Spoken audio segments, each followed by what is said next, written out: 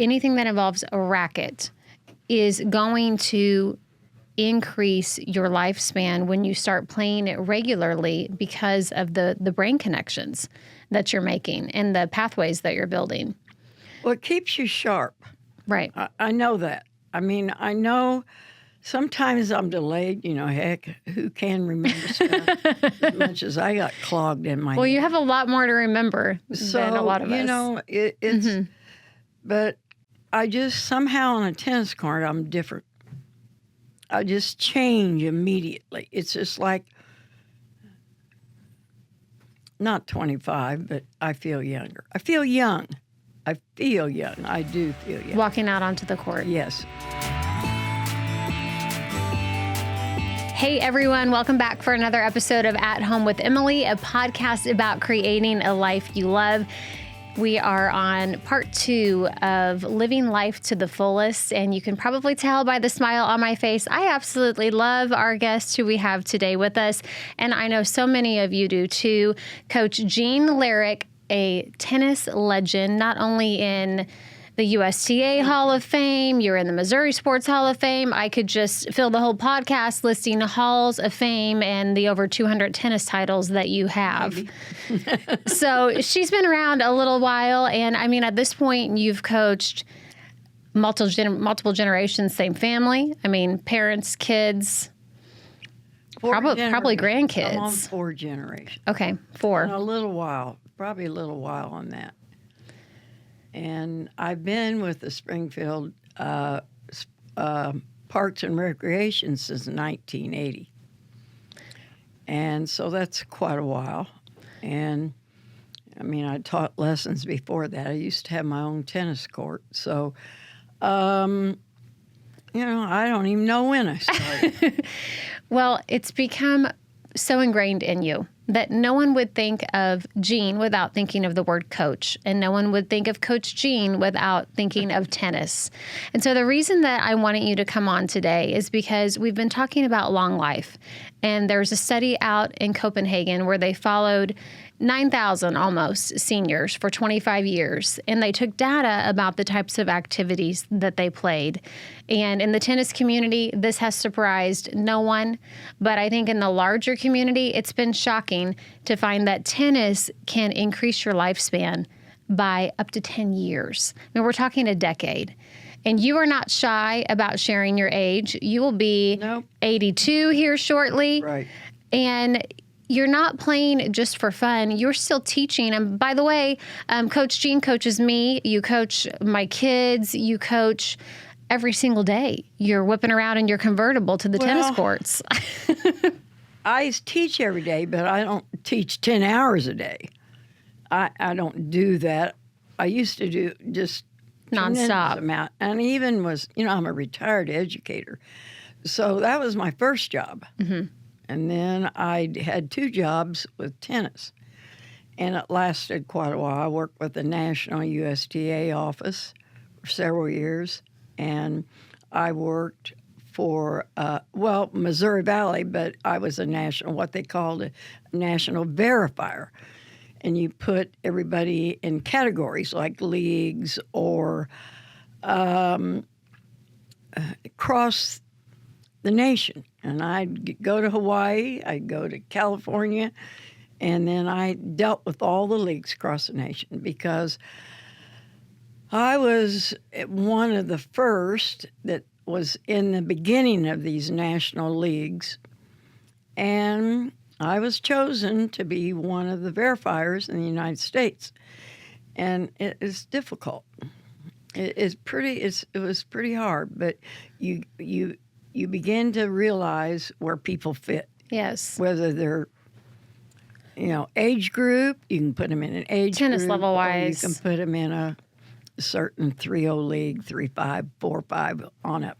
So when this study came out, and I know they've worked and they got a banner up at Cooper Tennis Complex saying this is the sport that can lead to a full life, a longer life.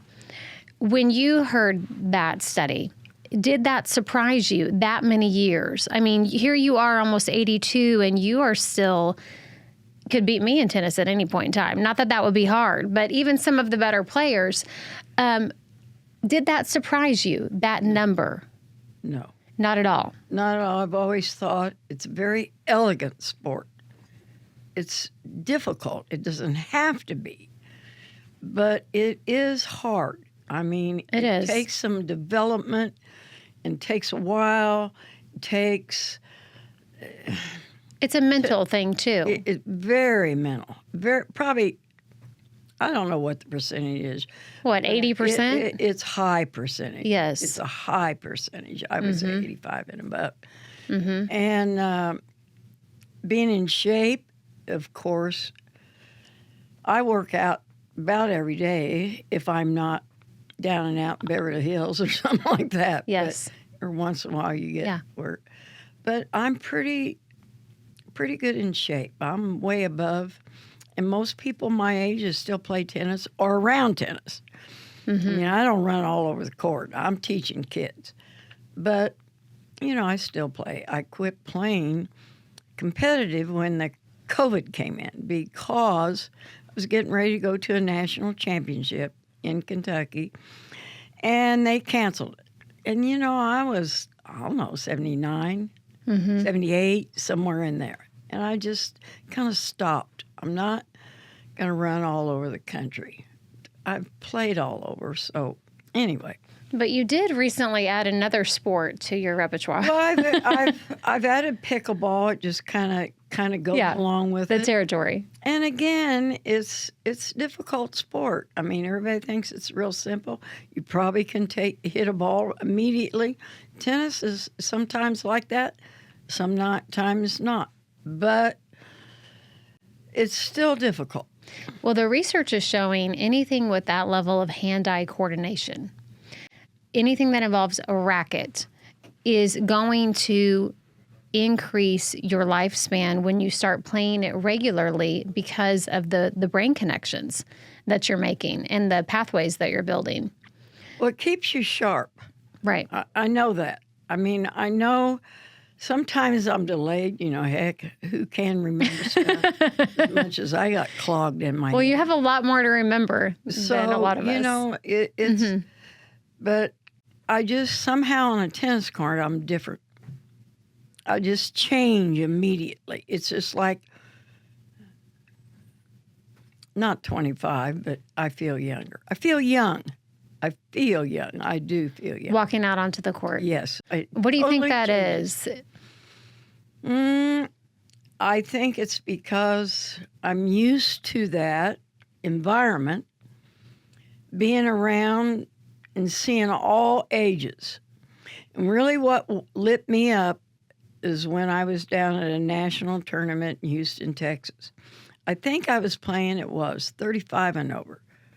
35 or 45s, and over national championship. Dodo Cheney was down there, and she was the winningest woman in 65, 75 and over. I mean, I've never seen a woman like her. Nobody's beat her yet. She's dead now, of course. But when I watched that woman, she didn't hit that hard. I was studied her. Impressed. Very. Mm-hmm. Anybody around the tennis community, younger or older, maybe not quite as young, maybe 20s, maybe not, but they should look her up. So that was an inspiration for you, and that was someone that you saw and you said, I can keep doing this thing. Yeah. Billie Jean King, of course, is a big inspiration. She's a couple years younger than me, but really... Althea Gibson really was the first one. First African-American. She's the one, they didn't have any sports for women. She was on Wimbledon and U.S. Open probably 15 minutes. I'm not joking, back in that day. Right. In the 50s, because this was 57. She won U.S. Open and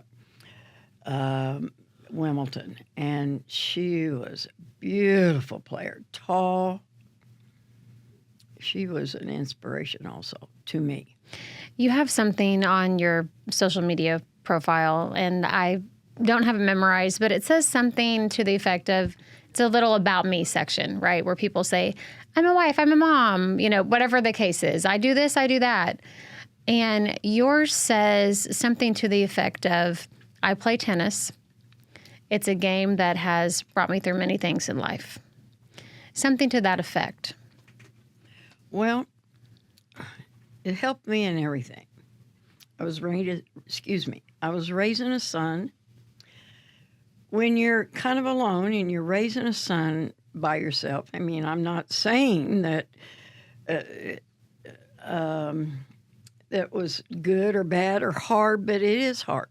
Of course it is. And I think that raising a son, going to school, finishing school, doing everything, you just can't get stuck. You have to move on. You just got to keep moving on, moving ahead.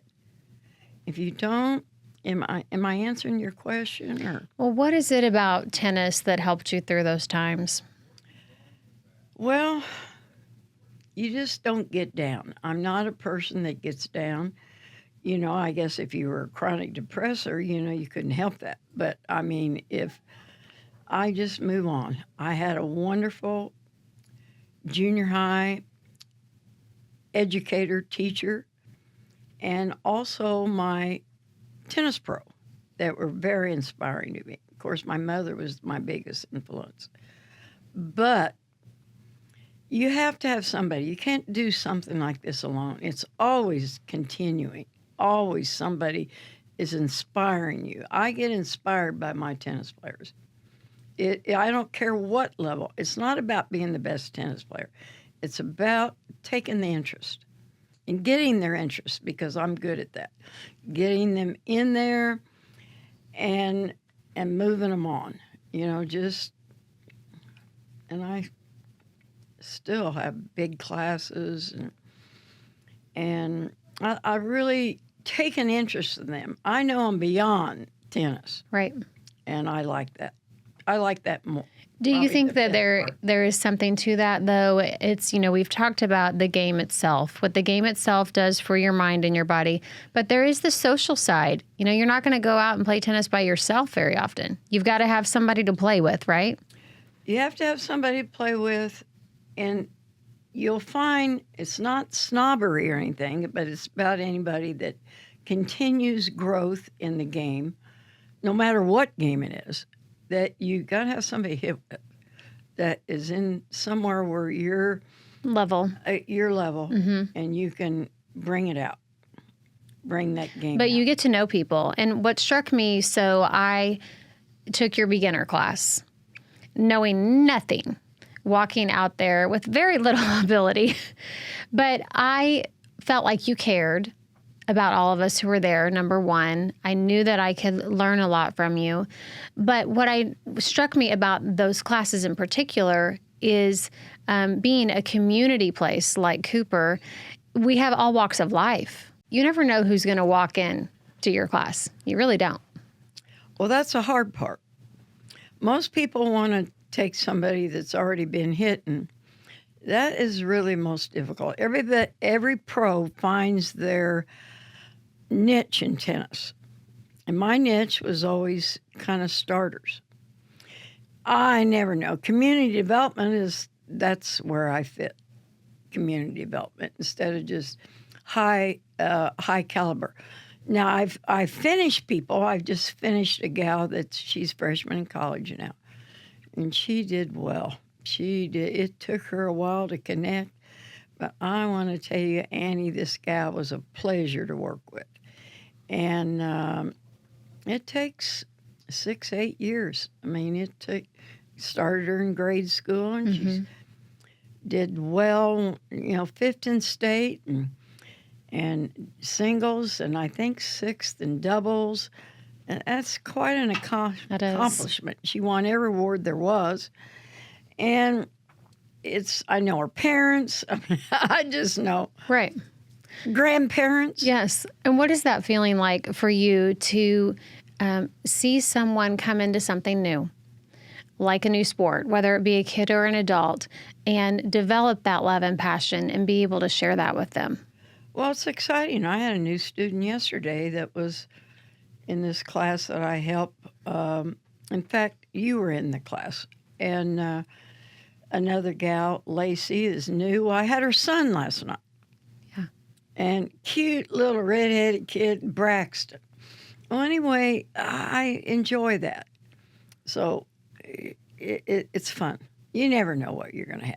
I mean, you'll have a kid who hits the ball 5 courts down. You might hit a kid that can't even hit the ball. And that's the great part about it. Yeah. To get them started to wear it. You can usually get them in about an hour. Hitting the ball. Yeah. And you never know that if that kid or that adult walking into your class is going to find a love of the game how you have. Well, you hope that that works with. Sometimes I'm kind of strict.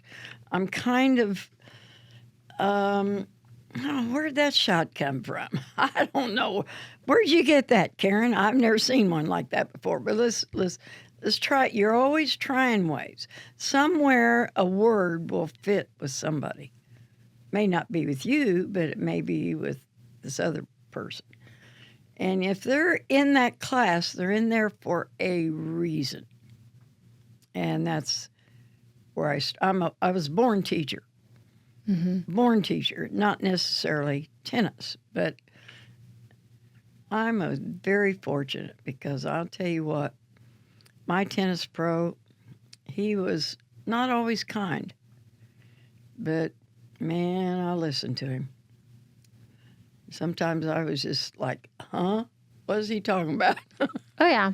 That's most of the time. I go back to that. Mm-hmm. And my son was left-handed. So I always think about somebody being left-handed. It's just clicks on me just like that. What would you say to someone who may be listening to this conversation and they're thinking, oh, that's great, but it's too late for me to try something like that? No. I had a dear friend. He was a lawyer here in town. He's dead now, Wayne Smith. He was top in the country. He beat some top people. And I said, Wayne, why don't you, does your wife play? And he says, no. He said, she's older. And I said, you're wrong there. He told me, he said he made a mistake not getting her involved in tennis. And that guy was good. He helped me. He was another mentor that helped. He got me later in life. Caught me on a tennis court. Who do you grab on a tennis court? People that interest you, you know? By the way, you don't have to be great at tennis to enjoy it and get the benefits. Oh, no. I don't. Right? No, you're just trying to get people interested. Talked to a parent the other day. I had this child.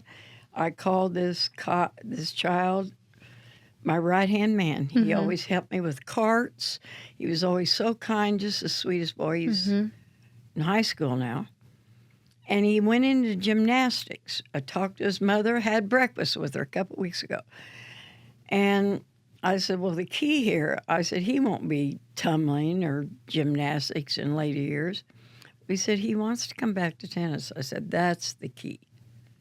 If they're interested, it's a lifetime sport, believe me. Look at me. I mean, it is lifetime sport. What I love about your story, so many things, and there's so many things we could get into, but yes, you hear people saying, well, when's Jean going to retire? There is no retirement from something you love that's your passion, is there? No. I have thought about it. You know, you do run out of energy because my days are pretty full. Absolutely. I mean, it may not be tennis, but, just might be buying a car. That takes energy. And, it does really. But I think, I said that to a good friend of mine. She's a international stewardess and in first class. So she's been all over this world. She's seen a lot of things happen. And I said, I'm just thinking about maybe retiring. And she said, why would you get up, something that gets you out of bed every day, want to quit. So, man, I don't forget that. Absolutely. There's something that gets you out of bed that inspires you. And I feel important. I think it's important for older adults.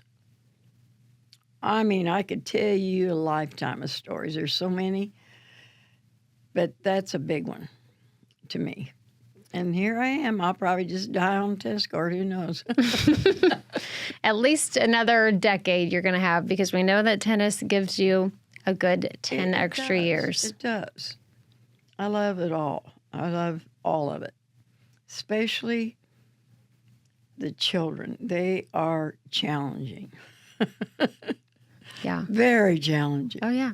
They say funny things. You know, they're not developed. You got to remember that. Yeah. They're just kids. So you never know what you're going to get. I mean, for sure. Well, speaking as one of your students, I certainly hope that you have no plans to retire anytime soon, and we are very grateful for you. Well, thank you. Thank you for coming to talk with us today. Well, thank you for having me. I hope it's an interest to somebody to listen to, and I thank you. It was very kind of you to invite me. I'm just grateful that you came. You're such a sweet person anyway. Thank you. Thank you so much for joining us for this episode of At Home with Emily, a podcast about creating a life you love. Next time on part 3 of Living Life to the Fullest, we take a look at the 3 lifestyle changes that researchers say will add years to your life, and they're not all about exercise either. Be sure to like and follow us on all our social pages, and head to AroundTheOzarks.com to sign up for our daily newsletter and be notified every time a new podcast drops. We'll see you next time.